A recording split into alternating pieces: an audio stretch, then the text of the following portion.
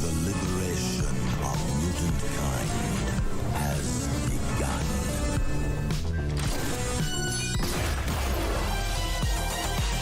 Welcome to the future. Who is this clown? Not clown, Joker. Avengers! Assemble.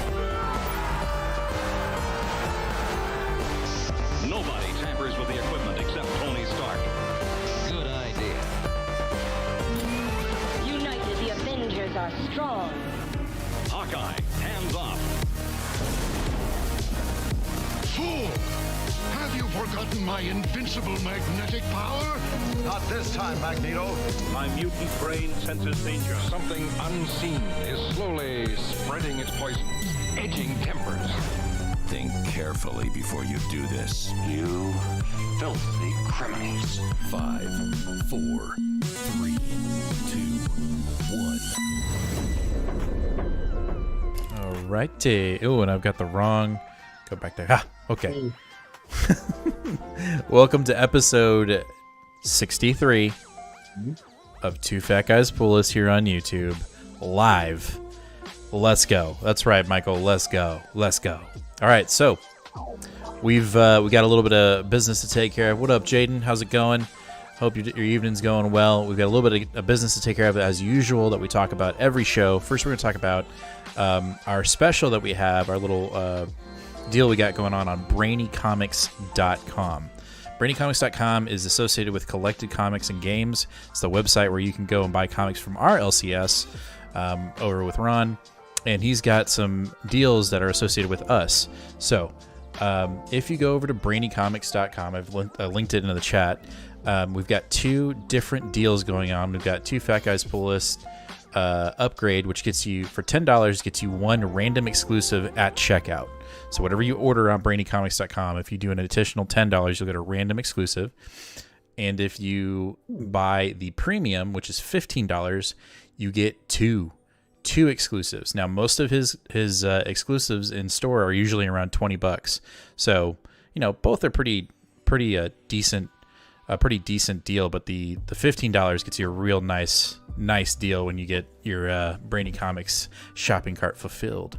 So head over to brainycomics.com, and if you're looking to get some cool exclusives, ones that you kind of want to get random, go ahead and sign up for the premium or upgrade today.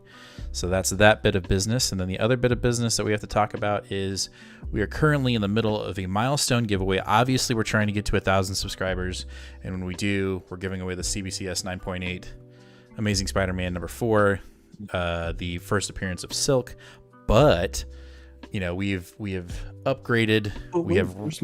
There's more. We have reloaded our giveaways, our milestone giveaways. And right now we're currently at 550. We're going to try to hit 550.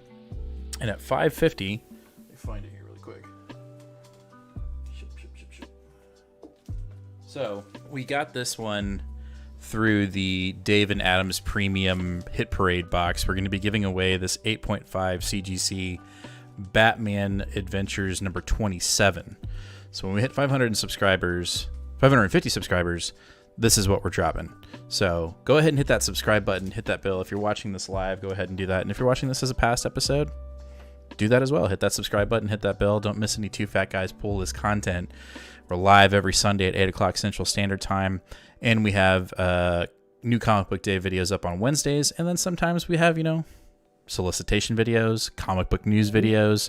Sometimes we just have rant videos. We're actually going to have one in the middle of this one because it's just we got to talk about it. But anyway, that is the news and or business for the show. So let's go ahead and kick it off. We always kick off the show with our X-Men books, and we're going to kick it off with X-Men issue 4 from Jerry Gary, Doug and Dugan. I'm tired of trying to figure out how to say his name correctly. I think I'm just going to do that every time I see him. Well, yeah. You're not going to stop seeing his name on the X-Line anytime soon. So. Not anytime soon. No, that's correct. Anyway, let's talk about the positives. This cover is fire. I also I don't have it up, but I also saw Pepe's rejected cover. Yeah. God damn it, Marvel! Just we got to do this. Luby, we will talk about. I don't know if. Well, we will talk about Superman. We can talk about Superman when we get to our DCs. We don't. Nathan read Superman and the Authority, like the whole thing, but after that, we can talk about what's going on in the DC universe with Superman and the recent announcement. As for X-Men, this issue, particularly outside of the cover, I thought was not executed well, if that makes sense. The first, let's say, 15, 16 pages were really fun, and it was a really cool idea. And then it got cut short for some other storylines that Jerry Gary is trying to tell, and it just felt like a missed opportunity, if that makes any sense. I don't know, so anyway, what happens is in the first part of the book, Nightmare, the character, the, pretty powerful Marvel Dark God, is terrorizing New York City because Doctor Strange is dead. In his current book that he's in, well, he's not really dead, but he's dead, and he didn't get the memo. Maybe this version of him is dead. Right. So he's terrorizing everybody in New York, their dreams, and he sees that the X-Men are sleeping away in their nice little treehouse. So he goes and invades their dreams, and we get some really cool insight into a quarter of the team, or more than, about a quarter of the team, into Cyclops' dreams, into Jean Grey's dreams, Wolverine. That's it, right? I think that's all we hit. Those three. Yeah. So we don't get to see the dreams of Synch, Rogue, or Sunfire, or Polaris, which is I think is a real missed opportunity, because the dreams we do get to see that he kind of invades are really cool, especially Cyclops's, which I think we get a little bit of foreshadowing. I'm not sure. I don't know if it's just a fear of Cyclops's or if this is kind of foretelling what's to come. But we get a little bit of like Inferno insight, I think, in my opinion. I could be wrong, but anyway, Nightmare invades Cyclops' dream, and you've got somebody who's, obviously very fearful of Krakoa. I'm going to do the top cam really quick. And we see him, being rejected by Emma Frost, and I believe is that one of his daughters? I can't tell who that is or is that Jean? Can't tell. Anyway, and then at one point, Magneto and Xavier are like, because of your lies, we lost everything. And then you turn the page, and Cyclops' body is in a casket. Krakoa is burning, and on the body it says Cyclops is wrong. It's pretty intense. And then we cut into Jean and her dreams, and Wolverine, who is Wolverine's daughter, who it's there. She clearly has feelings for Synch, but she doesn't want to express those, and so that is also kind of dived into a little bit, which I really liked. But then it's completely cut off. So Jean is able to defeat Nightmare. Basically tells Nightmare, look, I am an OG Omega level mutant. Don't fuck with us, or I will make you pay. Which was a cool part of the book. I thought that was really kick-ass that we got to get a affirmation that Jean is still quite powerful, and you don't really want to mess with the X-Men when it comes to her. She will kick your ass, whether it's mentally or physically. But then we cut to our reporter, who is continuously going down this rabbit hole of what is mutant resurrection? Does it exist? Is Cyclops really Cyclops, or is it a clone of him, or what? He's trying to figure that out. So we get that. Now he's quite literally digging up his grave. So he's getting a confirmation that he's been dead and he got reborn. And then we get I can't remember the name of the guy that's trying to go to Mars, the human. It's like Leifo or something like that. He's essentially forcing himself to evolve, Children of the Vault style. He is flying a rocket to Mars, and he's using a red stone to make himself stronger. Huh? Anyway, all that being said, I need to switch the camera. We're not talking about X-Force. All that being said, this just felt... I liked it, but it just felt like there was a missed opportunity with Nightmare. I think we could have dived in the other X-Men's dreams, and it just got cut short, and I really didn't like that. Yeah, I also found it particularly awkward when we see Cyclops's dreams, and like he's worried about these betrayals, and he's worried about like the times that he's betrayed, and he's worried about he's seeing the tree burning, he's seeing his own dead corpse, and what does Jerry Gary Dugan Duggan think that Jean has nightmares about? Oh, that Emma Frost doesn't like her dress. He's gonna make fun of her for it. It's like, yeah, come on, man! Like seriously, don't they dive in a little deeper though? Like she has grief. one panel about her grief over the Phoenix, killing all those people. All those people. There's literally one panel, and then there's an entire page of her being having her feelings hurt because Emma Frost didn't like her dress. Right. Just like I noticed it and was like, I don't know, maybe I'm being picky. And then of course Wednesday Twitter was just like, really, Gary? Really? Yeah. So, you can't please them all. I did like I said before, I did like the Wolverine dive into her, basically mimicking her father, not remembering her past, not remembering what she experienced in the vault with the children of the vault, and how she fell in love with Sync. And then there's this gap, and she knows something's there. It's alluded that they have feelings for each other, and she doesn't want to express that to Sync, which is said in there, which I thought was kind of cool. I want more of that character development, and I hope we get it as Jerry Gary continues the X run.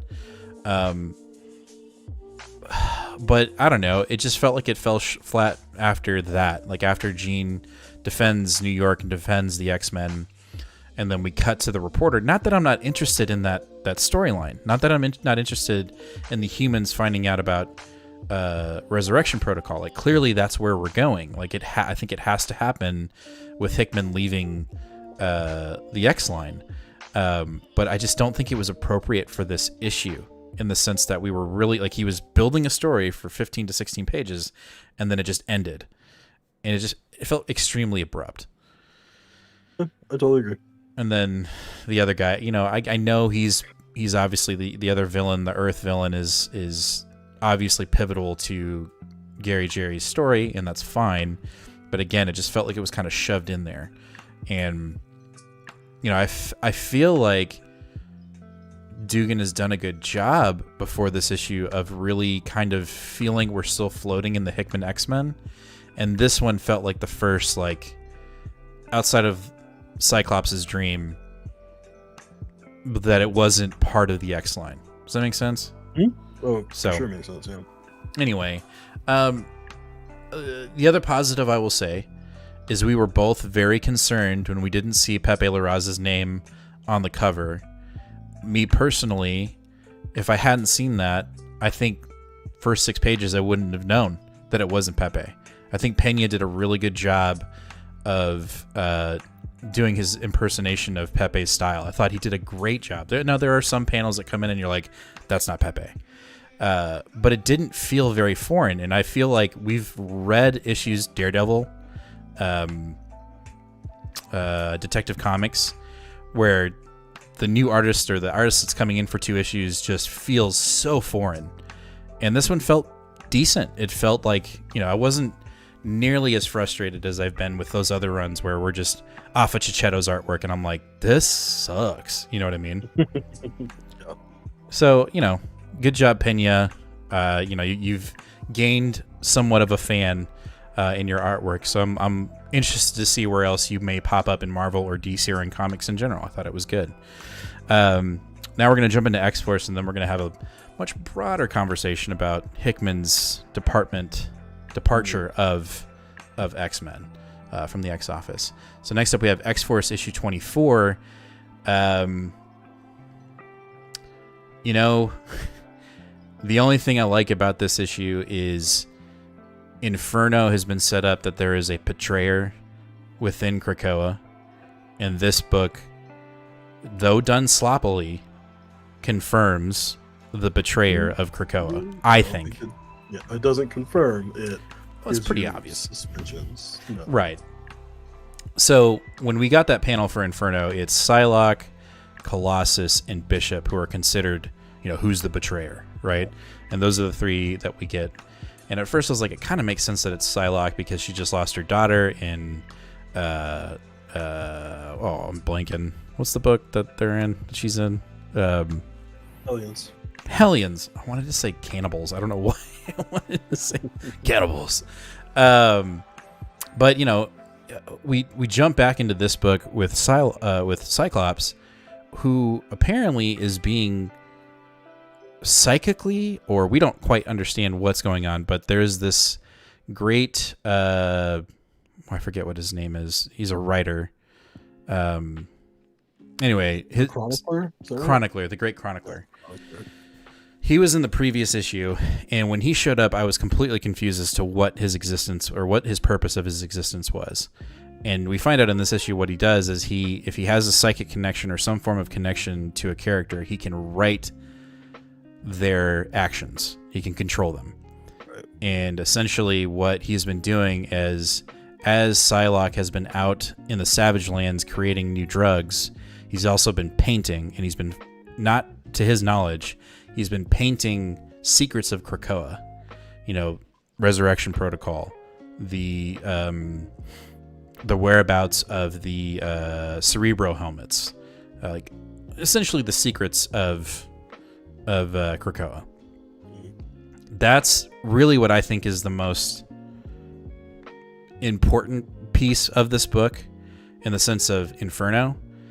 But the other thing that we get in this book is we realize that Beast will literally do anything to make sure that Krakoa is safe. Yes. Including gouging his own eyeball out and squishing it if there is a tiny little Russian doll dude in his eyeball, which happens in this issue. Yes.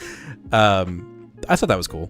I enjoyed the whole humor of the interaction with Black Tom Cassidy going down as his little miniature version and going inside of Beast and like running through his organs and stuff. Like, that was funny and amusing. Right.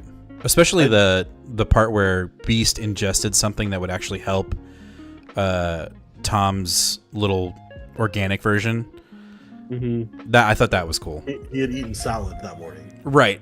And so he's like, you control organics. My salad hasn't been dissolved in my stomach acid yet, so you can control the leaves from my salad. Mm-hmm. And he's like, oh, yes. Cool. That's, well, yes, of course. So that was good, but I feel like, again, this book really only had one thing to say, and it said it in 3 pages. And so we went, ooh, to get to our point instead of just going, dude. Right.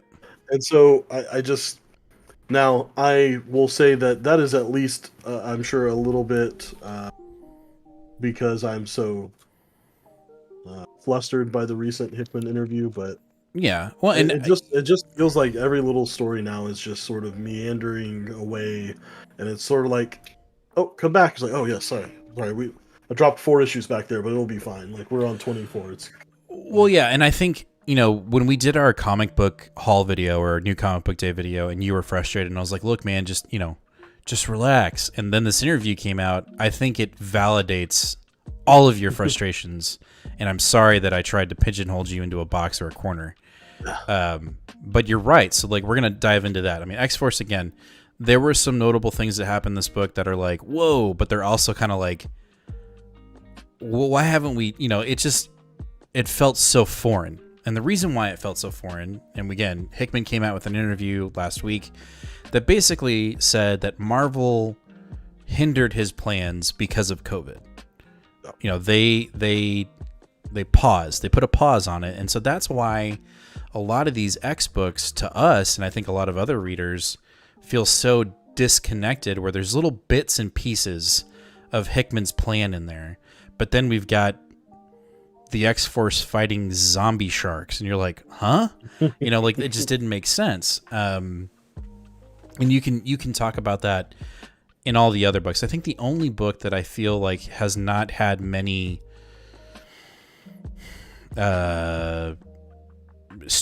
disconnections to the main storyline is probably Excalibur. Yep. And it's because Teenie Howard is so connected to Hickman. It's also because she has been, it's because her story has been part of the inside circle from the get-go. Mm-hmm. And so she's had that benefit of being I don't know if I want to say closer to Hickman, but just like on his side, or like her stories maybe given a little bit more credit because they're more interwoven than say or something like that.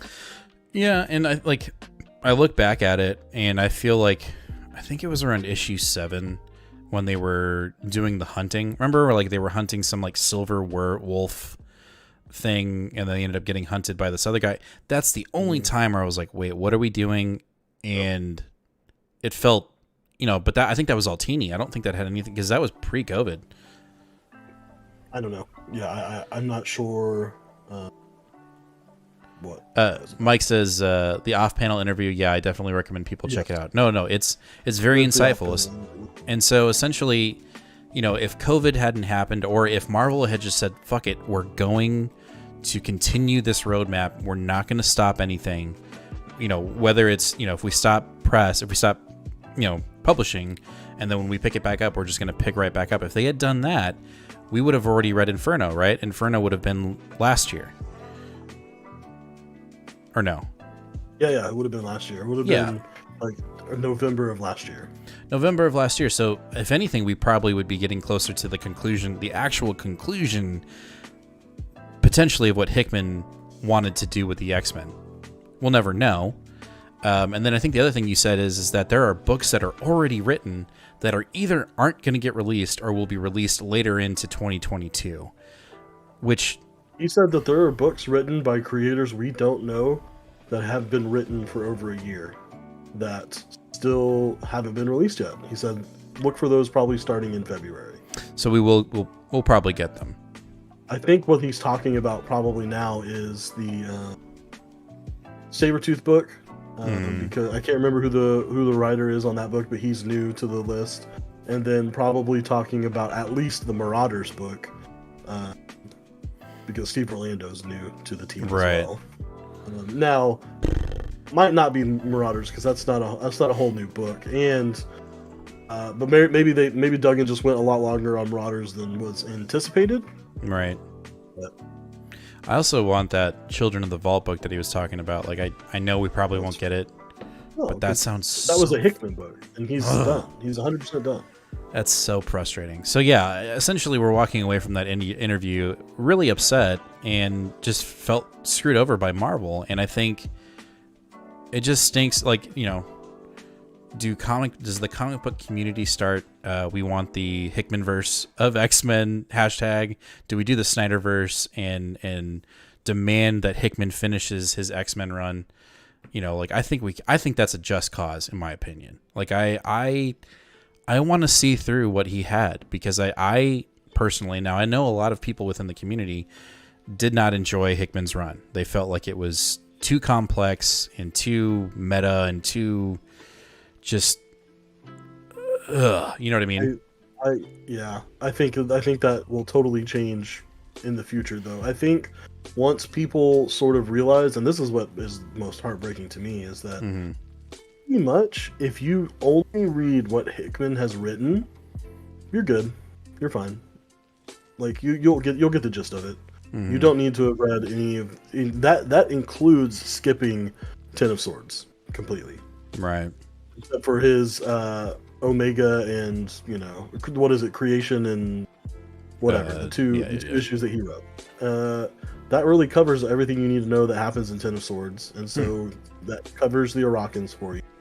You get a little bit of New Mutants from the New Mutants issues that he wrote, and that's it. You're fine. Those are really good too. Wait, did Hickman write? So he wrote when they were out in space getting the brood egg, but did he write the other part too? The one where Kaboom and all of them were fighting in Kansas? No. Or was that somebody else? That was Ed Brisson. I hated that. I'm sorry. I did not like that part of the run. It felt so like it was just disconnection.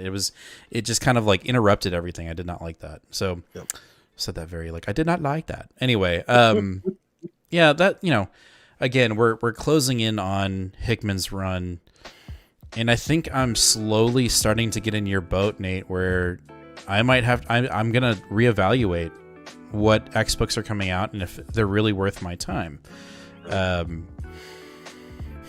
X Corp was the first one that I was like, I am out, and that one was pretty much close to Fallen Angels. Like, I read Fallen Angels because we were just new, and I read it and I was like, that was a mistake, and X Corp was a mistake as well. So, not that I'm not I do enjoy X Force, I do enjoy Excalibur, and I do enjoy New Mutants. Marauders, it's fine. Marauders is gonna have to definitely, when Orlando's piece comes out. I'm gonna fix my camera really quick because I feel like I'm really far. There we go, that's better. I felt like I was like way in the corner. I feel like the Marauders annual that's coming out that Orlando is writing will have to really, it's unfortunately it's gonna have to prove itself. Now, I've read stuff from Orlando, I know that, I just don't remember what it is, but I know that I have enjoyed that work from him, so the bar isn't set too high, but we'll have to wait and see. I've finally kind of curved into Nathan's view of the X books and how I might have to cut back. We'll have to wait and see. I don't want to. I really enjoy X-Men books. I think I'm really hungry for X-Men titles because I'm ready for them to show up in the MCU.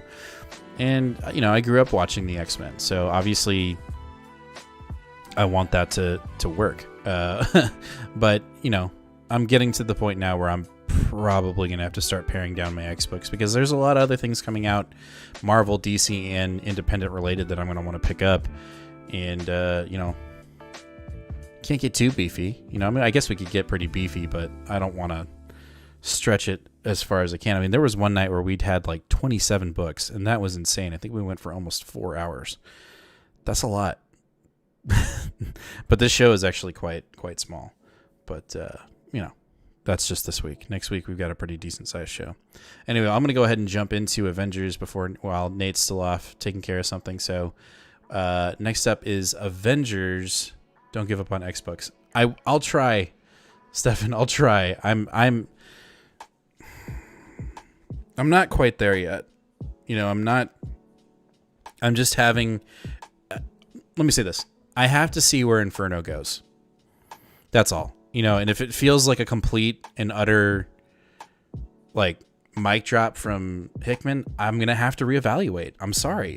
That's just the way it is, because I don't think there's gonna be another head of the X office for a while. Yeah. It just feels like there's gonna be independent titles and they're gonna do their own thing, which is not, again, that's not a bad thing, but this Hoxpox, this Hickman, is one of the biggest reasons why we got into comics. And I'm not saying, Hickman's out, I'm done, show's over at episode 70, we're out. I'm not saying that, but X-Men books are in danger. That's all I'm saying. We gotta figure something out. January solicitations need to hurry up and come out for Marvel so we can do our video and figure out what the hell's going on. That's all I'm saying. Right. So, what I'm thinking about doing, and I'm thinking about doing this a lot in my pool in general, is if these books are good enough to stand on their own, then, get them in trades. And I'm okay with getting more trades and less pulls, because it's like, at one point we were looking at the list and I was at, of course this includes minis and a couple of things that had finished, but I was at 102 series on my pull list, and I was like, this is not gonna work. Yeah. And now I can fill 2.5 short boxes with my Hickman era X book, and I just don't know if I'll go back and read them. And so I don't know. I'm feeling disillusioned by them a little bit. I think the new year we can hope for a nice reset, and we can really say, am I going to read this X book, or am I going to wait for a trade? And it's going to be dependent on the writer. It's going to be dependent on the characters that are involved, and it's going to be dependent on the artist. Sorry to be picky, but it's a visual medium. I will say, we can just kind of leave it at this too. One positive takeaway from the Jonathan Hickman off-panel interview was he said that he went ahead and attended this year's 3-day X con, like with all the creators and stuff, the retreat. literally just to like sort of overview it and just sort of like he's 100% off. So his opinions don't or his matter much. His opinions matter. People want to hear them, but like he can't tell anyone yes or no or this is the way Right. we're going or stop thinking that way. And he said that he literally just sat there and he said for the first time ever, because he said he did it with Avengers and he did it with Fantastic Four, and he said both times that he went to those retreats afterwards, he was like, I already did that shit. Like, whatever, guys. Like, fuck it. Like, I don't. Yeah, I'm glad I'm out of this. He said the X panel was the first time that he heard what everybody's ideas was. He was like, fuck, I kind of want to write some of those books. So, Okay. Hickman truly is, and he's a pretty blunt dude. Like, he doesn't say nice things if they're not true. Mm-hmm. Because he said some not nice things on that interview for sure. But like, Right. I don't know. If there's any good sign, it's that Hickman is like, it's not my vision, but the vision is good. Mm-hmm. Mike asks, would you sell off any of your books, Nate? Would I sell them off, man? Oh, that's hard. I don't know. I mean, the set is complete. I am not missing a single issue from the run, from Hoxpox to now. I mean, you could get the Omni and then sell. Yeah, well, what Omni? The Hickman Omni? It's The just Hickman that. Omni. It's just Hickman Omni, yeah. No. Yeah, that's what I'm saying. Probably not. I think, Mike, they probably hold a little bit more of a sentimental value than anything, just because they were the first big, huge excursion of things that I collected. So, probably not. But we'll see. Stefan says, I understand if you leave. I'm hoping Post Inferno will set up some great stuff for the creatives. No, you know what? I think both Nate and I are setting that bar, which you can look at it either way. Either that's a great bar to set or that's unfair. But I'm in that hopefulness that Inferno does set up, something pretty cool. And I think it will. I really don't, in my heart of hearts, I don't believe Hickman is just going to be like, fuck you. You know what I mean? And just, you know what I'm saying? Like, I just don't think he'll do that. Jen said, honestly, I'm honestly starting to go back-to-back issues. Gotcha. But yeah, we're trying to stay positive with it, but it with that interview, you can look back at all the books that we've bought and read, and you can tell that where COVID started, and where Marvel was like, all right, and whoever the editors were really fluctuating things, and I think that's why we see so much frustration from writers that were currently on books that are maybe either leaving a book or maybe they got something at DC now, or they're doing their independent Substacks. You can see that frustration starting to come out, which really sucks because I was really digging X-Men books. I mean, they are the lineup of our show. We start the show every night with X books. That might change. It might start with something else now. So have to wait and see. Anyway, next up we have Avengers 49 from Jason Aaron. Again, I have really been digging this World War She-Hulk story arc because it's felt like Jason Aaron. It's felt like it has a connectivity to the earlier part of the run, which at the beginning felt kind of like a weakness, but now it's working. But essentially what we get in this issue is, She-Hulk was heading towards Atlantis. That was her objective. And we find out that the Russians are trying to, as always, try to cater instability amongst the world. And so their plan is to essentially create discord amongst the rest of the world in Atlantis, and then have She-Hulk go down there, and then they were going to blow it up with a nuke and blame it on She-Hulk, and then there was just going to be this massive distrust with the Avengers and She-Hulk, and we were going to have another World War Hulk, essentially. And it looks like that's about to happen in this book. Atlantis, all of Atlantis has no favor for Namor. He's a failed king in their eyes. They're getting ready to kick him off the throne. She-Hulk shows up. They start defending. She starts kicking some ass down there. And then something snaps in her that basically kicks her out of her brainwashing. And she basically tells Namor to get all of his people out of Atlantis because it's about to get nuked. by the Russians. And so we have Red Widow on a giant nuclear warhead flying towards Atlantis. Nuclear. And She-Hulk goes and confronts Red Widow. And we find out through this issue that this has been a ruse the entire time. That She-Hulk and Wakanda and Black Panther have known about this plan that the Russians were doing, and She-Hulk essentially, or Jennifer Walters, convinced Black Panther that she wanted to go in as a sleeper agent and to make it look, gain the trust of the Russians, essentially. And so she knew what she was getting herself into. She knew that she was going to get brainwashed. She knew that they were going to try to crack her, and she let them do it. And so this has been a ruse the entire time. Weird. And towards the end of the issue, Black Panther's like, "Are you sure you're good with this? Like, are you sure you can keep yourself under control?" And before the plan gets kicked off in the past, the lettering basically says, like, Jennifer just starts laughing uncontrollably. Like, she kind of goes insane. So I think she kind of wanted to do this to see if she really is the strongest Avenger. And, compared to what she actually got done to her, I think she is. And her skill set and her power level has just grown exponentially since she's joined the Avengers and Jason Aaron's run. And this is just another version of, like, Bruce Banner ain't got shit on me. That's essentially what I read in this issue. The biggest, outside of that surprise, the biggest thing that happens is Red Widow stole some of Jennifer Walters' blood. And so when She-Hulk goes to disarm the nuke, Black Widow's like, bitch. And she stabs herself with the blood, and we have a new Russian Hulk. Ooh. Yep.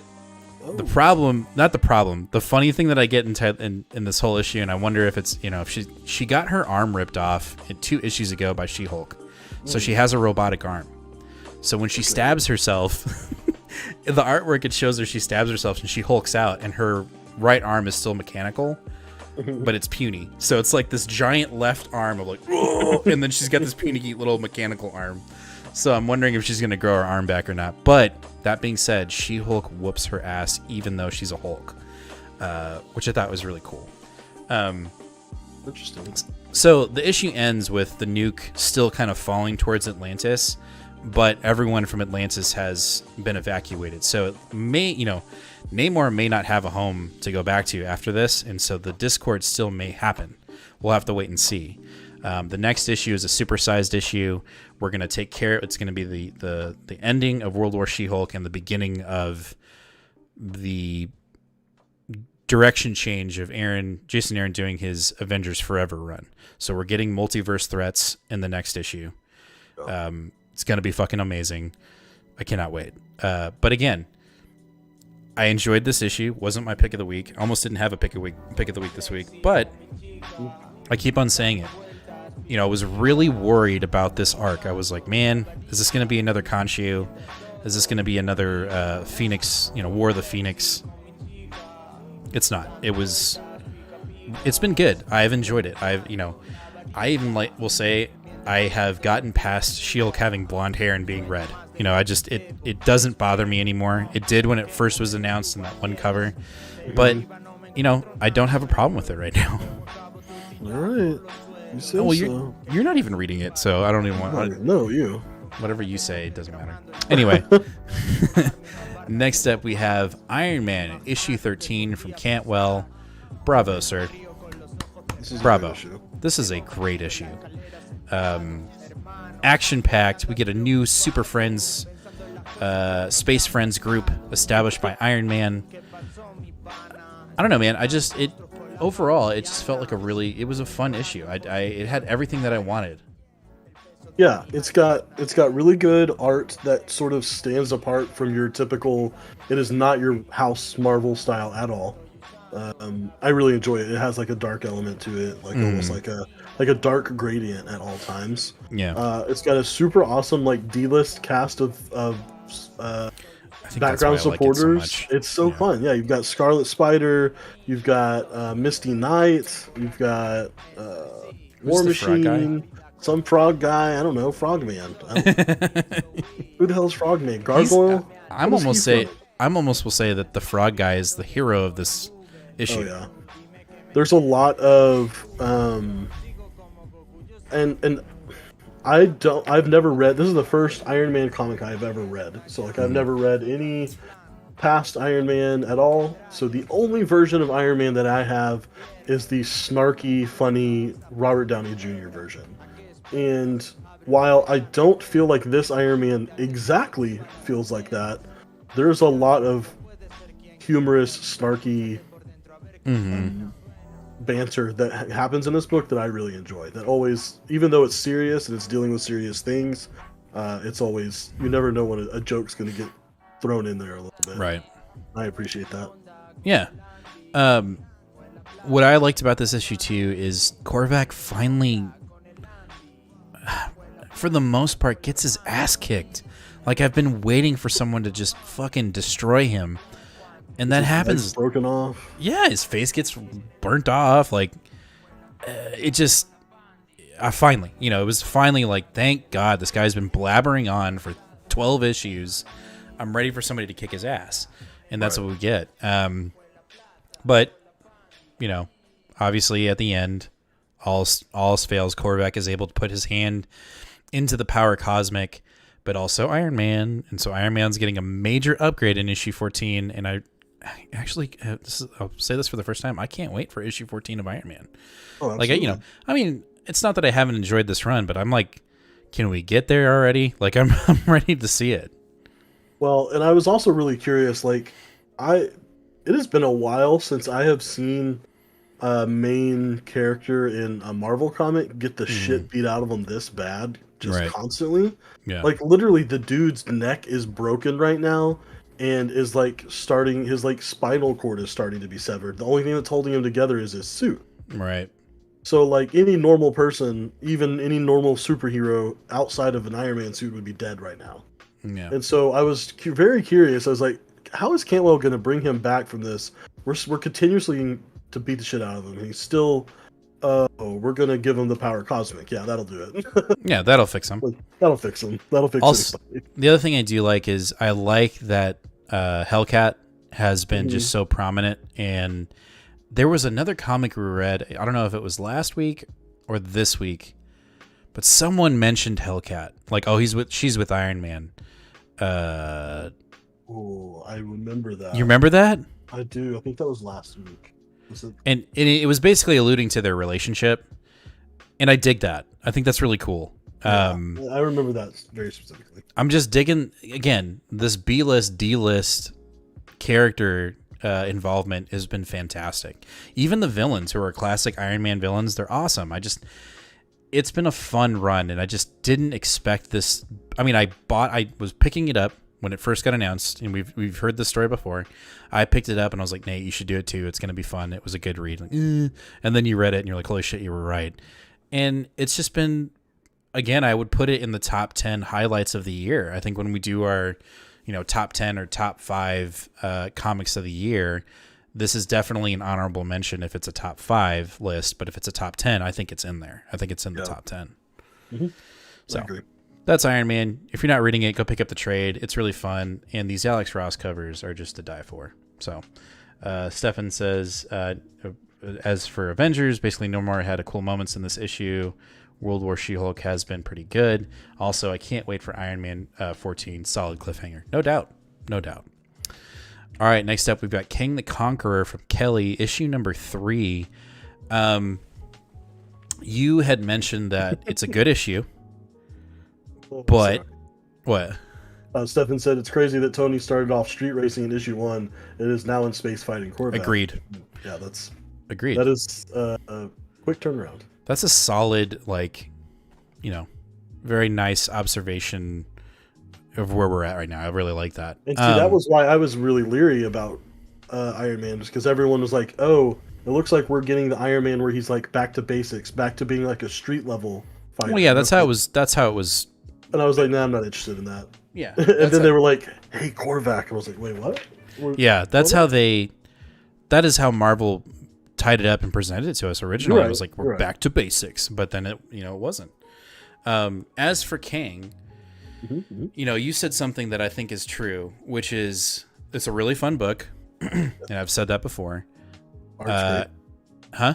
Art is great. Oh, the art is great, and I think the story is great. And I think, you know, what you said the other day was, yeah, Doom showing up was freaking amazing. Kelly's got to be careful, right? Yeah. Potentially writing themselves into a corner. And I will say this, I think you're right on that observation. But you know, I said it when we talked about it on Comic Book Day, New Comic Book Day, that we both kind of think we know where we're going with the story, that at the end Kang will be Kang. Kang will always conquer all. He's always going to be a villain. And that's where I feel like we're going, but in the back of my mind, I'm thinking this has got to be different, right? You would think it's got to be different, that like this younger version of himself won't succumb to being the shitty Kang. And in this book, we kind of get a little bit of that, like, oh shit, I fell into the same tropes. I did the same thing that Kang would have done. But then the cliffhanger at the book is like, I don't know, maybe not. You know, I thought the Apocalypse involvement and using him as a tool for his own purposes, I thought was badass. I liked Doom showing up and saying, you know, you're King the Conqueror, but I'm Doom, and Doom conquers all. You know, that was cool. I like seeing the original Avengers fighting Kang. Thought that was badass. Oh yeah, that panel was awesome. Those are like a whole Yeah. 2-page spread. With like Giant Man and the Wasp and Thor and Iron Man and very, Cap. very original team. It was dope, you know, and then, you know, Kang shows up, the younger version of Kang, and tells him, I got you. And I think the thing that was silly for me was I don't see how Kang didn't see Kang shooting himself. You know what I'm saying? Like, the betrayal that the younger one duped him. Yeah, I don't know. Or maybe he thought he'd dupe him before he got duped. Maybe that's what it was. But either way, what sets me to the path of that this book may not be the same is that when Kang ends up essentially saving, I don't know how to say her name, Ravana? I don't remember, so let's go with that. You know, that's his whole mission, is she got killed in issue 2. Yeah, Ravana. And so, you know, that was his whole mission of this issue, is to get her back. And he succeeded so much that now she's the conqueror, essentially. Like, when he finally gets to the future, she is the one in control, and he doesn't know if he's made a mistake or not. I would assume this is where the whole idea of what old future Kang told young Kang that she is, you know, don't let her live, is where it's going to bite him in the ass. I don't know. But in conclusion, this has been fun. It's been a lot of fun, and I feel like it's giving old readers that know Kang a refresher, and I think it's giving people that don't know Kang as well, you know, a cool side to just kind of get introduced to the character. Right. You know, because we get little bits of history here and there, and but we're still getting somewhat of a new story. You know, what is this? 5 issues, or is it 6? I think it's 5. 5. So, you know, we're getting close to the conclusion. We'll get the penultimate next month, and then in December we'll get our conclusion. The other thing we'll say is that these covers, dude, Mundo, man, so good. And issue 5's cover, we talked about it in solicitations. Mwah. So good. I actually don't even remember what it looks like. So he's on the melting clock, and he's like his face is melting. Yeah, pretty dope. But either way, I would highly recommend this series. It's been a fun ride, and it'll probably play right into Timeless, which Cantwell is writing that, right? Or no, it's Jed McKay. Jed McKay. So I'm sure we'll see some kind of continuation or mention of this series in Timeless when that comes out. But overall, it's been fun. I'm glad I'm picking it up. Do you have any thoughts? Loved it. Loved it. Okay. No, I don't. It's one of those things that, like, as I'm reading it, I'm like, okay, okay. And Yeah. then upon further reflection, I'm like, yeah, it's pretty good. It was pretty good. All right, so sleeper, not my pick of the week, but sleeper pick. Ooh. Did not see this one coming. Darkhold Iron Man. Why? I will tell you. Let me start off with this. Let me start off with the negative. Why I don't like this issue. It doesn't feel like it has any connectivity to Alpha.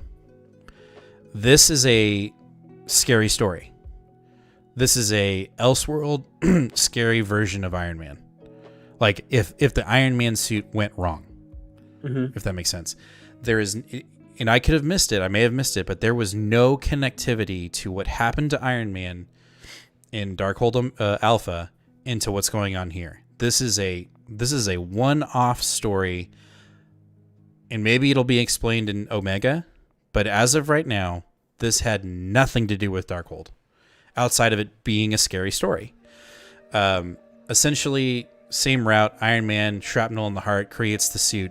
The problem is, in this issue, or in this story, the Iron Man suit is literally eating Tony alive.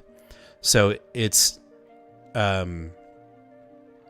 he does is he puts the suit on. Obviously, the suit, the generator or whatever is keeping the shrapnel from going and hitting his heart, right? So he puts the suit on originally, and they're like, you need to take it off. So when he takes it off, he said he had some kind of injury to his arm. So when he pulls the gauntlet off, he's expecting his arm to be healed. When he pulls it off, his arm, the skin has been eaten away, and his flesh and blood is starting to spill out. So they throw the gauntlet back on to say, look, you need to keep that on so that your hand doesn't dissolve. Essentially what happens is the suit continues to eat away his body, where his face gets ripped off and his chest, he becomes goo in the suit. So the only way he can survive is by living in the suit. And at some point, Tony becomes more Iron Man than Tony. Ooh. So what he does is he stays in his lab to try to figure out how to fix himself, to the point where this persona takes over, and he essentially creates more suits. And the idea is to put everybody in an Iron Man suit so everybody is safe. But in the process, they become this fleshy, gooey substance. And that's what happens. And so you're following Pepper Potts as this is happening. Mm-hmm. And towards the end, she ends up getting abducted by Tony and forced into a suit. So like everybody, at the end of the story, the entire world, everyone's living in an Iron Man suit as a amoeba. Yeah. And it's really gross when they show Tony, like there's like just stuff coming out of, like goo coming out of the eyes, and like just flesh just spilling out. It's really gross. And I think the disservice that happened in this issue was I think the artist, I think they could have got a better artist. Like, it was good. It kind of felt like Department of Truth, but even sloppier. Yeah. And I think they could have gone, if they really wanted to do body horror, I think they could have gotten I'm not trying to, Senna did a great job. I'm just saying, I think they could have, if they really wanted to hit home, they could have gotten somebody way worse on body horror. You know what I mean? Like or better at body horror. Yeah. Quiku says, I was really impressed with how creepy Darkhold Iron Man was. I'm thinking that it's meant to be the origin of Darkhold defiled version of Tony, though the design don't match. Yeah, they don't match perfectly. So the Iron Man suit in the Darkhold book, in this book, is the original Iron Man suit. It's not what's on the cover. Nor does he look like the Iron Man that's in Darkhold Alpha. You mean the very original Iron Man suit? Yeah, like gray, the uncolored gray. Yes, very round and just. Yeah. So, I can see how that would be. I appreciate that. Yeah. So, overall, I actually liked it. I was not expecting to like it, but I am like, where's the connectivity? And maybe it'll happen in Omega, but that's asking a lot of readers, I think, in my opinion. I could be wrong. Some people may have better faith in it, but lacking any form of connectivity. I think there could have been at least at the beginning of the page, like, and this is what Tony read before he turned into the Darkhold Iron Man. Maybe that would have been cool, but that doesn't exist in this issue. So good, bad, good. Got it. All right, next up we have Star Wars High Republic Trial of the Shadows, which you read and I did not. Oh boy, I did. So one of the really great things about this High Republic age, if you are fully invested, is that the more you read, the more payoff you get. So the really bad thing about High Republic era is that if you miss something, sometimes you're really confused, or you pick something up and it gets ruined for you. And that's what happened here. So I am not 100% current on my High Republic. Let's just say, on a 1 to 10, I'm probably like 6 on being current. So about halfway there, a little over halfway there. Right. Well, this book, because it's the newest one, is literally, as far as the High Republic timeline is concerned, is the newest thing. There's a big Republic fair that happens, and something really big happens at this fair. I believe it takes place in the latest novel that was just released. Okay. Well, a big character that's still alive and well in the book I'm currently reading dies, and the whole entire plot of this book is the investigation of his death. And so I was like, damn it. I really liked that guy too. Yeah. So that is the negative, but it's not really, to me, it's not a negative. I like that all of this mixed medium is that involved. I love that all of these writers, this is Jose Older. He's the guy that's currently writing the IDW series. Okay. So the Star Wars Adventures, High Republic Adventures. Nice. I really like that all of the writers are jumping back and forth with each other and, sharing turns on where they're at and super involved with each other and know exactly what's going on. That being said, this particular book on its own, I thought was pretty fun. It's sort of a classic noir whodunit sort of mystery that puts two very unlikely characters together. A Jedi who's very by the book and very knowledge based, and you're not exactly sure, or maybe I just missed her description, but she's a singer, but she's also dealing with some seedy shit like drug smuggling, or is a hit woman on the side or something like that. I can't remember, but she deals with bad stuff. Not a lot happens plot-wise in this book. It's mostly a bunch of setup. But I enjoyed it, and I'm glad I got it. I will not be reviewing any more issues after this, though, because I do not want it to be ruined for me. That makes sense. Totally makes sense. I will be buying the issues as they come out, so you'll see them in the pull list videos. I'll say, hey, I have this, but you're not going to see it. And then I'm just going to put it on the shelf until I can finally get caught up. And then I will do a full catch-up review just one Sunday and tell you what it was all about. That's fair. Totally fair. If you were caught up in Star Wars High Republic and you want more, pick up this miniseries for sure. There you go. Patty says about Iron Man, surprised that the Darkhold Iron Man didn't say one shot on it. No, I agree. I think it should. I definitely think it should. All right, on to another Star Wars book, and that is the conclusion of Star Wars War of the Bounty Hunters, issue number 5, Attack at Dawn.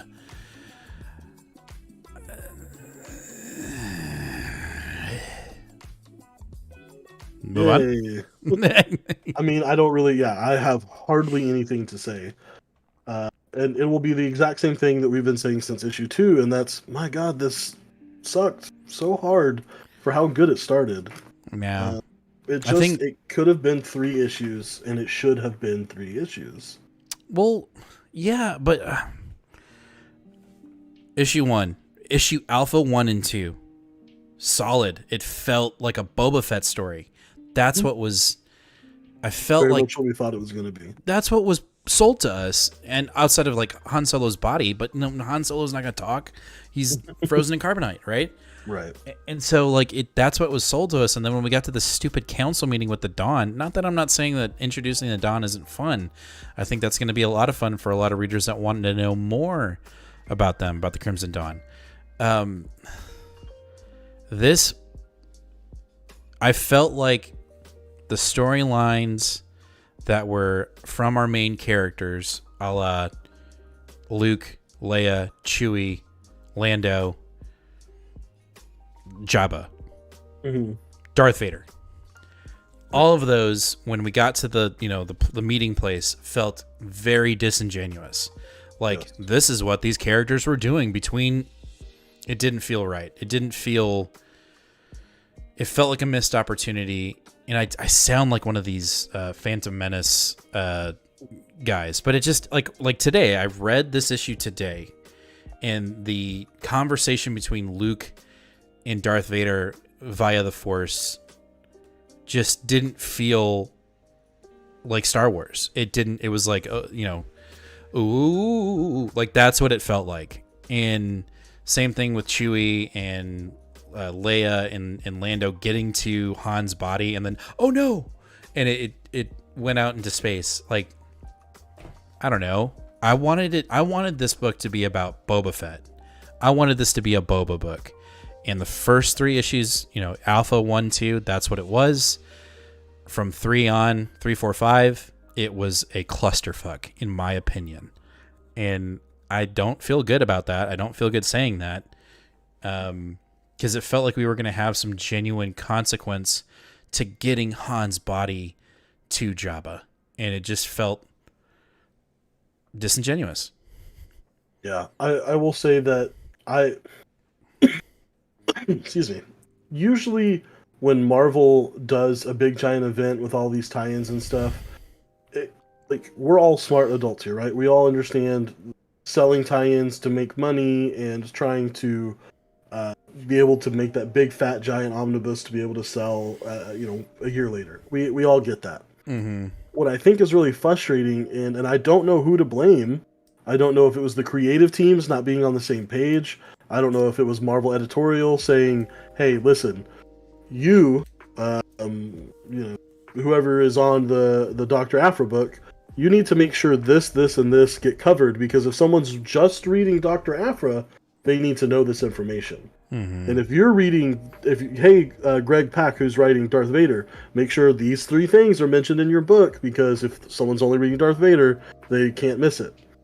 And so what happens is, you end up with 90% of your readers are going to be reading them all anyway, especially on a Star Wars book and a huge, massive tie-ins, and you get the same information repeated over 60% of your entire volume.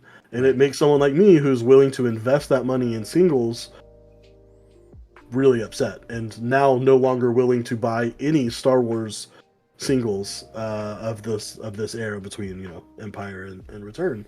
And so this is officially me signing off on all Star Wars titles, Darth Vader, Aphra, Bounty Hunters, everything except I will High Republic's totally different. I'm just saying, just this era of Star Wars, the Empire to Return, I'm done. I'm going to be picking up. I'm still going to be picking them up as trades. Like, literally each one, I will pick up the trade. If it was good enough to convince me to buy the next one, I will. I'm particularly intrigued by the main Star Wars title, and Luke running around with his yellow lightsaber for a while. Dr. Aphra, the current writer on that right now, I really like the way that she writes the character, so might be just those 2, but I'm just frustrated because this is going to be a fat omnibus too. I mean, I had to stop with the tie-ins between 3 and 4, and I think I've got 38 issues. I was literally counting them together today, and I got to 34, and then I found more of them. And so it's just, I mean, this is going to be $150, 1,800 page omnibus. Yikes. Yeah. So, the only thing that I will say that is kind of cool, if you're really into Star Wars, especially if you're into sequel era Star Wars. Oh, yes, I know what you're going to say. Is you get this panel, this 2-page panel of some of the players on the Crimson Dawn, and I don't know and it's Ren. So if you're into that kind of shit, looks like he's going to be involved in this era for a while, which I think is pretty cool. So that's cool. I did see that, and I was like, oh, interesting. Anyway, that's Star Wars Bounty Hunter Wars. See you later. Bye. Brandon, I am the one below. Station everyone. Happy Sunday. Don't worry, that'll be in my honorable mentions. I got some shit to say about Ewing's Hulk, which is not in the main show. This week? It was. I read it, and we will get to. It'll be in honorable mentions. But that finishes up our Marvel, and then we'll kick it off with Wonder Woman. Returns our first Wonder Woman book. And I don't know if it'll be our last. We'll have to wait and see it, because I've got some mixed feelings about this book. He's got some thoughts. I thought it was fun, but again, it just shows that DC was never really fully committed to the previous event of death metal. Kind of just throw it away. Doesn't matter, whatever. And I felt like there was some decent consequence in that event, and this is like, and I get it, it's Wonder Woman. I know she's never really gonna go away. But come on, like we could have had like a decent amount of time where Wonder Woman was off the board and she's back. And I mean, why not, right? When you have two other Wonder Women 100%. Why not now? Exactly. So, do y'all know anything on the recent Wonder Girl? We both read issue 1, and then I think you read issue 2, and then you stopped.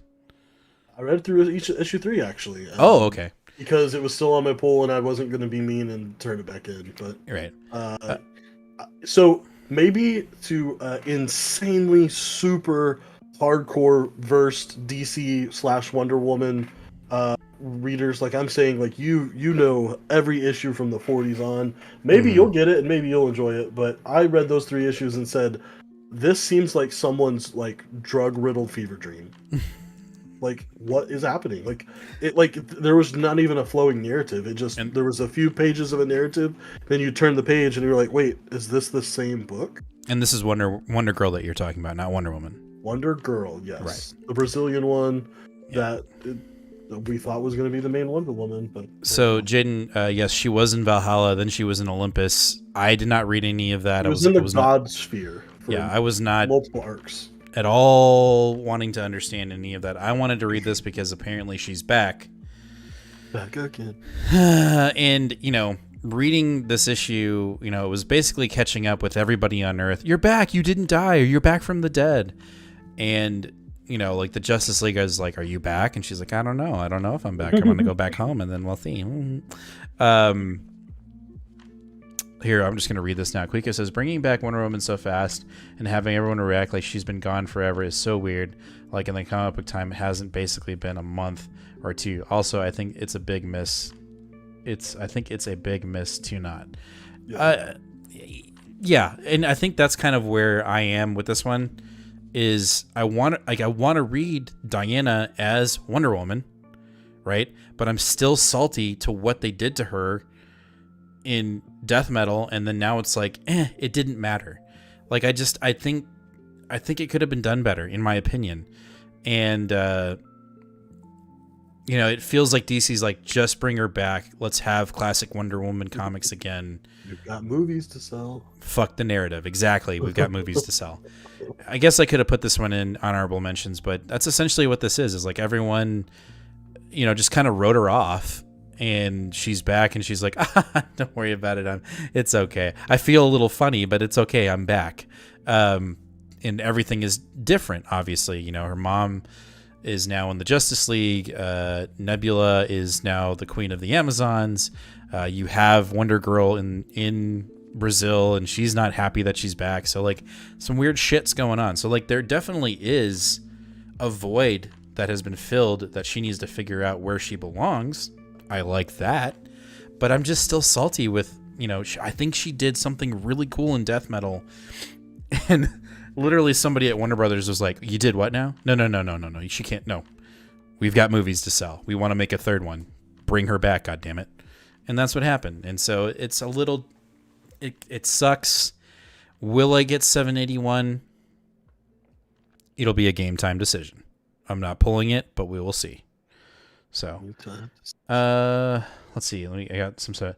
I see. Do you like the art though? The first. Yeah, that's the reason why I picked it up originally, Michael. It's because the art was so good. So, honestly, like if you're if you are a big Wonder Woman person, I would say you can probably find issues 1 and 2 and 3 fairly easy. Maybe pick them up, pick one up, or if you're a trade person, just wait for the trade. But I didn't get it at all.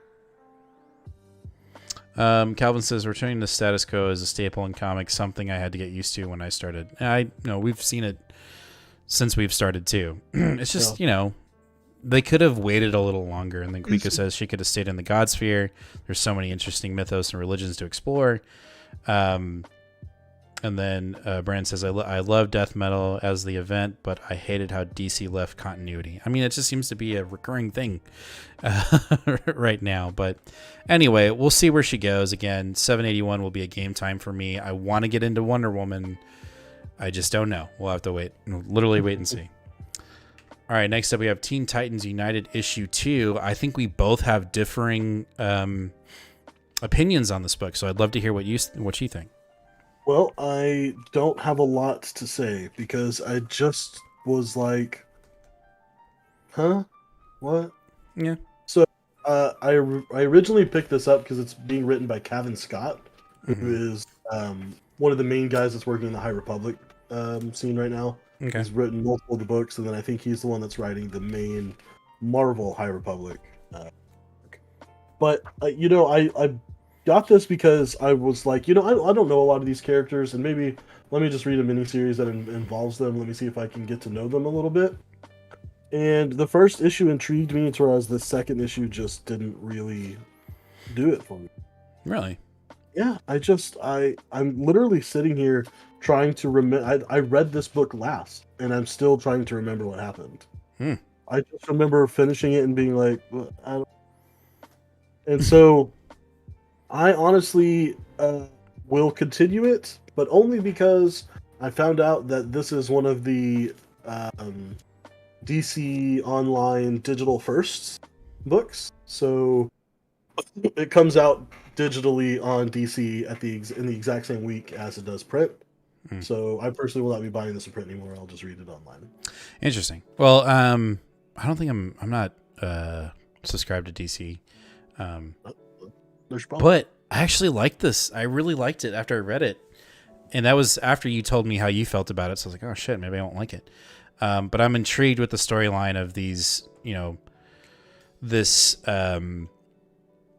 initiative to essentially steal metahumans' DNA to have a backup plan in case if the Titans or the Justice League or anybody, Superman, decide to go rogue. And essentially we've got that plan going off the rails. And then we're going to get Starfire's sister, Blackfire, I think her name is, or Blackstar. I can't remember her name. She's showing up and she's stolen the Connor Superman. So that's that in a nutshell. But I actually really enjoyed it. I was not expecting. I thought I was like, you know what? Maybe if Nate didn't like it, I feel like we're both in the same boat. But I was like, you know what? Outside of this Hawk character who I have no idea who that is, the fact that Kite Man is apparently so OG right now. I thought that was funny. And so I think it's also because I'm just not enjoying and I am not reading any more Teen Titans Academy. So I just need something to fill that void. And that's what this is. Like, this is what I wanted that to be. So I'm not giving up on it. God damn it. But I actually liked it. So that's why I will be picking up issue 3. Now, if 3 goes off the rails, maybe I'll be in the same boat. But that's that. Okay. All right, last book for the night until we get into our honorable mentions, and that is Justice League Last Ride, and this is my pick of the week. That's Jim's pick of the week. Yeah, this was fun. So, in previous issues, it was, the series started with Green Lantern saying, hey, we need to protect Lobo. There's this massive bounty over his head, and we have to keep him safe. Right. Mm-hmm. And I've been like scratching my brain going like, why is that so important? Like, it's just fucking Lobo. Right. Well, we find out in this book why. So previous issue, we found out that Darkseid blew up Oa and Martian Manhunter sacrificed himself in the process. So Darkhold and Martian Manhunter killed themselves essentially in the past, and that's why Batman and Superman have this beef, because Batman let him do it because that was the only solution, and Superman blames Batman for John's death. Whew. This issue. Previous issue, we find out that Darkseid has clones. Surprise! When Darkseid blew up Oa, his essence, his soul, essentially fused with the power battery, I don't know what, and a part of him was subconsciously in Hal Jordan. Oh. This entire thing with Lobo was cooked up by Darkseid taking over Hal Jordan's body. So when they find Darkseid's clones, bum bum bum, Hal becomes possessed by Darkseid's spirit, and bada boom, Darkseid is resurrected in the present day, controlling all of Green Lantern's willpower. So he can construct whatever the fuck he wants in present day. So he is resurrecting Apocalypse, the planet. He can project his minions. That's what happens. We find out that the Lobo thing was an entire scheme to get the Justice League back on Apocalypse so Darkseid could kill the Justice League. Bang. So that happens in the book.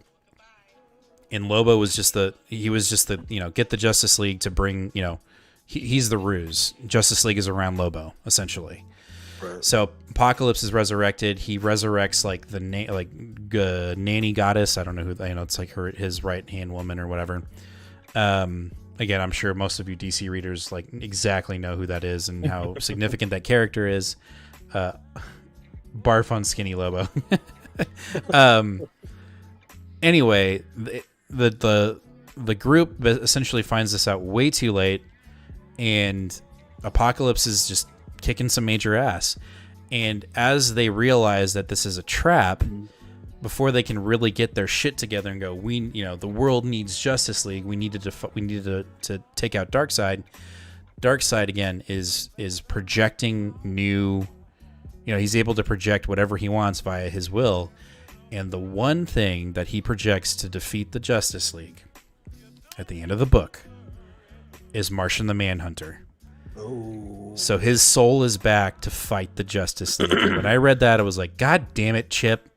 You freaking asshole. Like, you're gonna do that. You're gonna do the League dirty like that. And so Superman's gonna have issues with it. Batman's probably gonna have issues with it. Diana's gonna have issues with it. So he's back and he's like, literally Martian Manhunter's like, I'm here to kick all y'all's asses. Here we go. Like, you left me behind to die. I'm like, uh-oh. Yeah. Yeah, I didn't know. I did not have a pick of the week this week, and then I read this, and I'm like, Chip Zdarsky needs to be writing Justice League, God damn it. Like, not Batman origin stories. Exactly. This is fact. He needs to be writing DC. He needs to be writing Justice League, not Batman origin stories. So, anyway, this was dope. Let's get to chat. Can Lobo even die? Isn't he knocked out of heaven and hell? I don't know, Jaden. Book probably makes the real Lobo. Love the New 52. Still love Lobo, but New 52 was definitely a bad time for him. I don't know any of that. I don't know what happened in New 52 to Lobo, but anyway, Justice League Last Ride has been fantastic. I might even actually get this. If there's a hardcover of this, I'll probably pick it up because I'll want to read it again. And Nate, you need to get caught up. That's all I'm saying. Yeah, I do. Anyway, that is it for the show in the sense of our pools. Now we have our honorable mentions, and you've got some cool stuff. I got some cool stuff. Why don't you kick it off? Okay. So, first of all, let's see. Superman and the Authority #4 came out this week, but I was a bad boy and didn't read 2 and 3, so I decided, you know what, I'm going to read all 4 back to back, really quick, and I did that. Read them all in one sitting, and it was pretty good. Yeah. The art was good. It was pretty... I haven't read a ton of Grant Morrison, but it was pretty stereotypical from what I have read of Grant Morrison. Very English, tongue-in-cheek. A little bit of a modern political commentary in there, which I thought was quite humorous. At one point, we get a sentient... Wi-Fi network come to life, and they are attacked by trolls, like literal trolls, like like people troll online. Okay. They were. I want to make sure I get it right. They were attacked by trolls for a while, and then they were attacked by edgelords. I thought that was hilarious. Okay. They were attacked by real life edgelords. Then what else were they attacked by? Oh, I can remember. Anyway, I liked the humor. I liked the pacing of it all. It was good to read. This is supposed to be tying into Philip Kennedy Johnson's Warworld saga, which starts in a week or two. Because this is the team that's going to be involved in that. So it's Manchester Black, it's Midnighter and Apollo, Enchantress, and Who's the isn't there like a what's that game that Tim used to play? The Blizzard game, the first person shooter. No idea what you're talking about. Overwatch. Yeah, isn't there a character that looks a lot like an Overwatch character? Very minuscule. Like, I don't even remember about them at all. Oh. They're in there for a second. It's Okay. actually, it looks like a girl, but I think it's a guy. Oh, okay. Yes, they fight clickbait. They fight trolls. They fight edgelords. So anyway, I just thought it was super humorous. But I do not understand in the slightest how this is supposed to tie in to Philip Kennedy Johnson's run. This is not the same Superman. This is clearly an Elseworld Superman. This is a Superman that met John F. Kennedy and talked to him and is now old and losing his powers. And it is clearly not the same Clark Kent that we are dealing with in Philip Kennedy Johnson's book. So time travel? But who time travel? Multiverse travel? Who though? Who? The team. So this team is. I'm just saying. It's literally, this book ends as if it had nothing to do with Philip Kennedy Johnson's book, and then it just says "Catch the team" in Action Comics 1036, and I was like, okay. I was hoping this would introduce me to those characters, and this was very much like, hey, you're a massive DC veteran, right? I mean, you're reading a Grant Morrison miniseries about D-list characters. You clearly know who the fuck these people are. And I'm just sitting here like, oh, I don't know who they are. So, sure, I'm glad I read it. But I don't know how much use it's going to do me in reading the Action Comic series. Well, I'll have to wait and see. I bet there's some omniverse travel that happens. Dude, I don't know. Anyway, Creaker says, I'm sure Chip's Batman story will be great, but you guys are right. DC should be taking full advantage of him. I bet he could do a killer. He would do killer in continuity story with somebody like Wildcat or Martian the Manhunter. I'm down. I'm ready. Let's go. Totally about it. Like, I obviously don't want him to stop writing Daredevil, but I would love a Chip Zdarsky Justice League story. I think he would fucking knock it out of the park. Anyway, Luby, if you're still here, you wanted us to talk about Superman really quick and what's going on in Tom Taylor's run. We were gonna do a video about it, but you know what? Like, we didn't. One, it was super busy at work, and two, we could just talk about it here on the live show. Essentially, if you haven't heard, John Kent will be coming out as bisexual in issue 5, I believe. And there's a bunch of hoobla blah blah going on the internet, and people are losing their minds, and it's really not that big of a deal, man. Like, I think we both had the conversation. No, I think we had the conversation. Like, I think if there's any form of criticism, and I think you said it, which was, we don't think it goes far enough. I think it should be, someone of that facility writing that story. Same thing with like Vita Ayala. They're writing stories like that within New Mutants. We expect that. We want that. And so I think, if anything, what it does is Tom Taylor is passing the torch at some point for a writer of the LGBTQ plus IA movement to write that character later on down the road if they'd like. And so, I think that's our commentary of the situation is just let's have somebody of that community write that character as well. Like give them the opportunity to tell the story that they want to tell because John is bisexual. That's probably the next clip we should go into. Yeah. What up, Eric? Brandon, wait, you're not a seasoned dyed wool DC veteran. I'm sorry, we're going to need to take those comics back. All right, Brandon, here you go. I honestly think DC is pandering. I don't think they actually care about the LGBTQ plus continuity, just want for money. Everything they do is because they want money. That's how businesses work. Yep. Yeah, it's a touchy topic for sure. As for character development, hey, I'm for it. You know what I mean? Let's just write a good story, and I think that's what we're getting. I mean, we are getting that from Tom Taylor. Superman's been great. I think I'm ready to read more of it. I will say that the only argument that I think is pretty unfair is that people will say, well, he's an established character. Why can't we just do this to new characters? And I'm pretty sure that people would have been just as upset if we were talking about John Kent's sexuality when he was 10, which was not that long ago because of Brian Michael Bendis. So I think he's just now at the appropriate age where it is time to, or where it is more appropriate to talk about it. Yeah.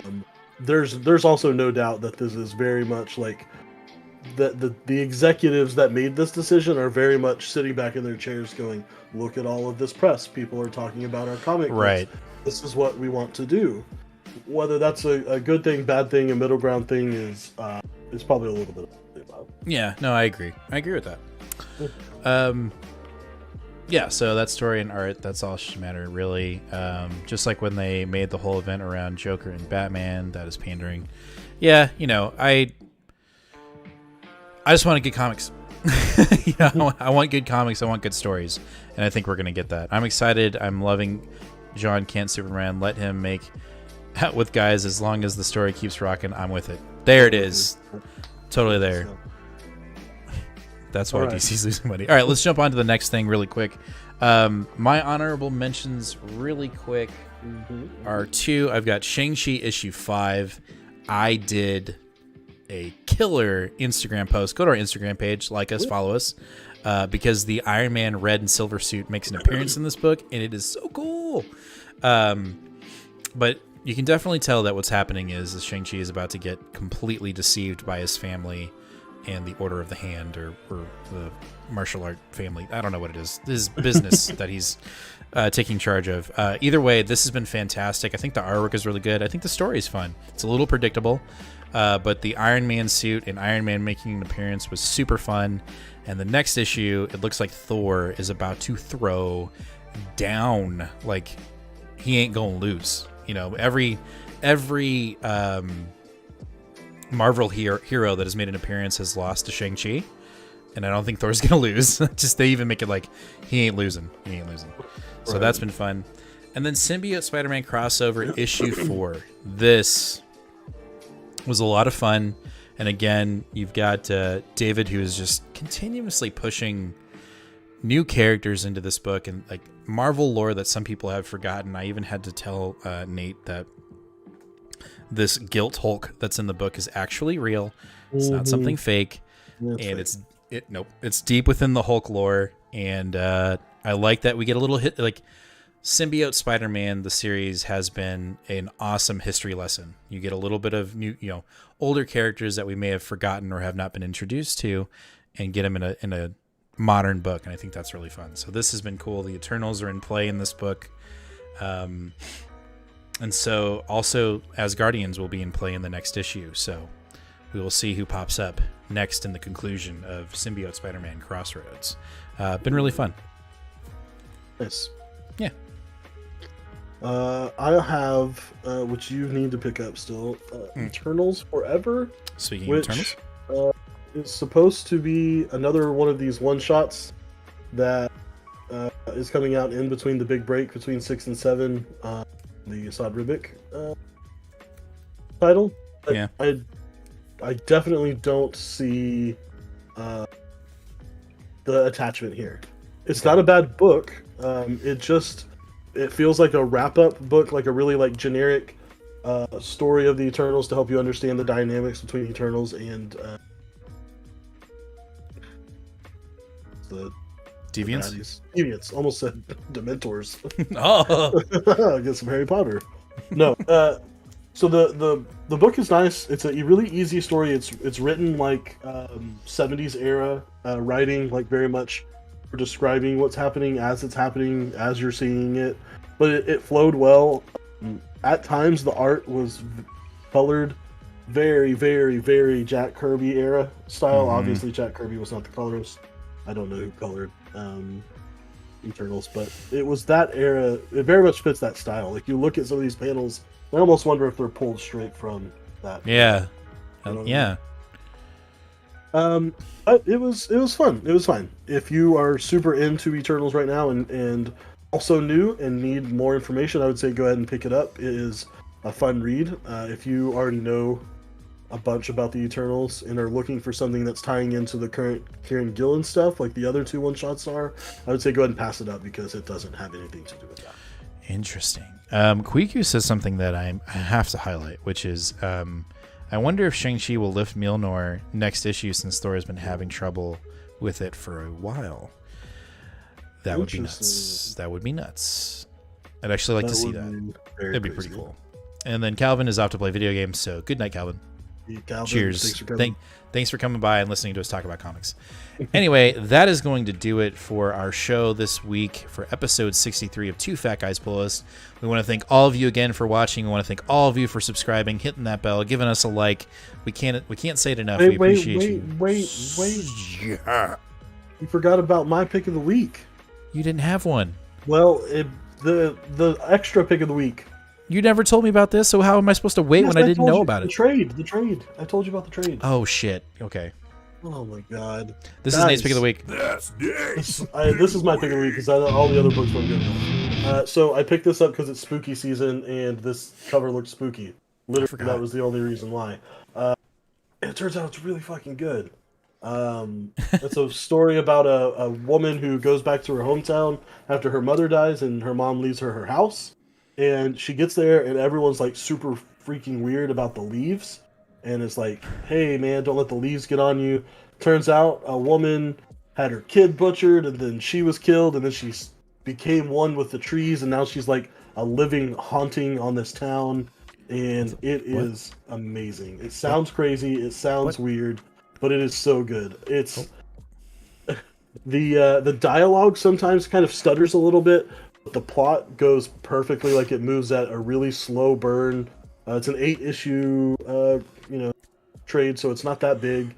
At first, I was like, "Is this really going to be spooky, or is it just going to be kind of eerie?" And then you get into issue 7, and you're like, "Oh fuck, that man's skin is hanging from a tree, but his body's not attached to it. Oh god!" And then it gets even worse. And so, I really enjoyed it. It had a couple of really small misses of like, come on, man! Like you're just like a dude writing a story, and it's like, I'm not even gonna say it. It's really awkward. But other than two little small misses, I would say that this was super awesome. I loved it. I'm sure most of you have seen this in your shop. It's just came out recently. If you like spooky stories, if you like really good art, this is the artist that will be doing House of Slaughter. He literally doesn't have any other comics under his belt besides a couple of webtoons and backups and one-shots for like Ablaze and Antarctic Press.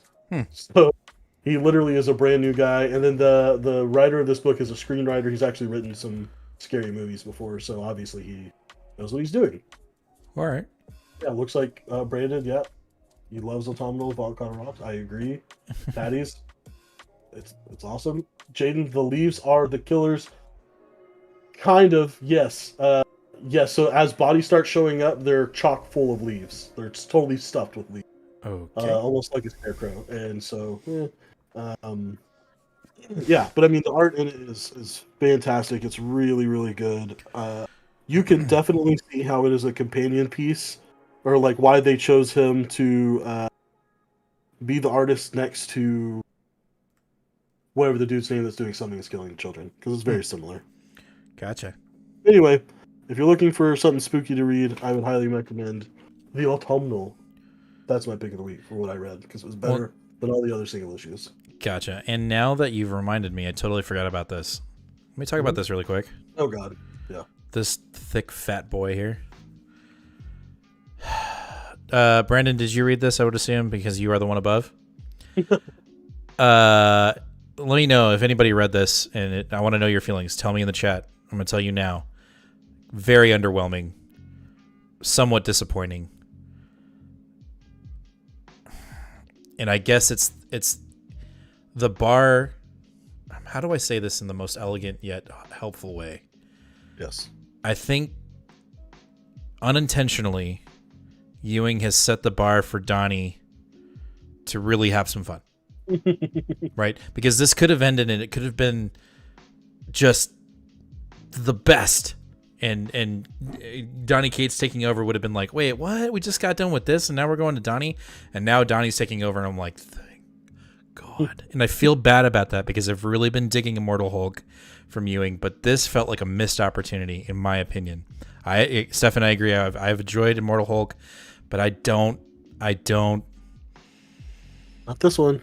Not this fat boy. This thing is thick, and I don't think it needed to be as thick. And I think the reveal of the one below and the one above, I felt was very, I guess, lazy. I could be missing something. I might be missing something, and I could be totally off. And I apologize if I'm hurting anybody's opinion feelings. I don't want to do that. Opinion feelings. Yeah, Stefan, you're right. Yeah, shut up. Stefan, you're right. He didn't want to put Donnie in a bind. I see that.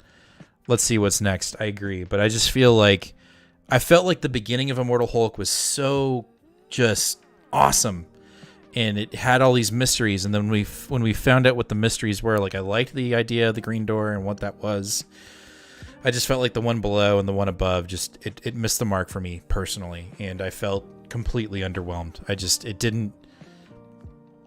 Whereas, like, with the end of Donnie Cates' run of Venom, yes, it was a little disappointing, but I also felt like, oh, okay, yeah, cool, I can see that, dope. This, I'm like, well, what was it felt, I'm going to say something, and if I'm upset you, I apologize.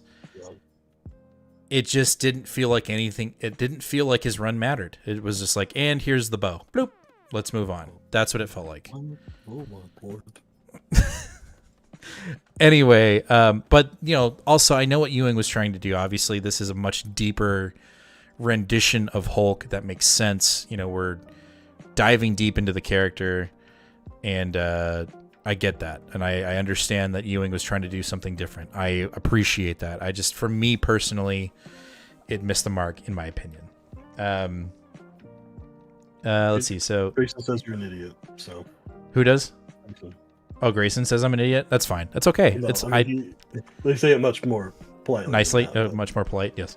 So Brandon says they definitely set things up well for Cates. The second half of Immortal Hulk really lost steam for me, and by the time we hit the end, I lost a lot of emotional investment. See, that's kind of where I am kind of like I didn't not enjoy the ending. It just didn't have the impact I wanted it to have. And yes, Deus Ex Machina in the end was weird. Grayson says I'm an idiot. I agree to disagree. I thought it was masterful. You're totally. I agree with you. Brendan, they defeated the one below all by talking to him and telling him to shut up. There it is. That it was just talking. There's no smashing. Damn it. Yeah, shut up. Okay. Quico, I enjoyed it, but I think it needed to be reread to run to see. I can't read. What I think about the themes as a whole. I think the flashback stuff should have been cut for more exploring of Hulk's psychology. I agree with that. I didn't like the flashback with the old, the scientists. I barely remember what happened. Again, I'm not trying to poo-poo on it. I'm just saying it just didn't feel, I don't know. Nah, don't do that to me. All different strokes for different. Sorry, Grayson. No, I mean, I don't know. I guess I'm 50-50 on it, but I just was expecting something different, and it just didn't hit the way I wanted it to personally. I'm sure there, just like Grayson, there are a bunch of people out there that thought it was the perfect bow, and that's okay. That's great. I'm glad. I'm happy that there are people that enjoyed it. That makes it worth it. Just for me, it just kind of missed the mark a little bit. But anyway, I definitely didn't hate it. No, I didn't hate it. I don't hate it either. I'm sure Nate heard all he heard was I hated it, but I didn't hate it. I just don't know why you hated it. Shut up. Anyway, okay, finally, that is the end of our show for episode 63. If you're watching this as a past episode, please hit that subscribe button, hit that bell. We're trying to get to 1,000 subscribers. We're giving away a slab at 550, 650, 750, 850, 950, and 1,000. So there's something for everybody. There's a chance to win. We are going to come out with a video that is going to be the road to 1,000 subscribers reloaded with the new giveaways if you've missed it. So be on the lookout for that. And as always, read more comics. We'll see you guys on Wednesday and then Sunday. Bye.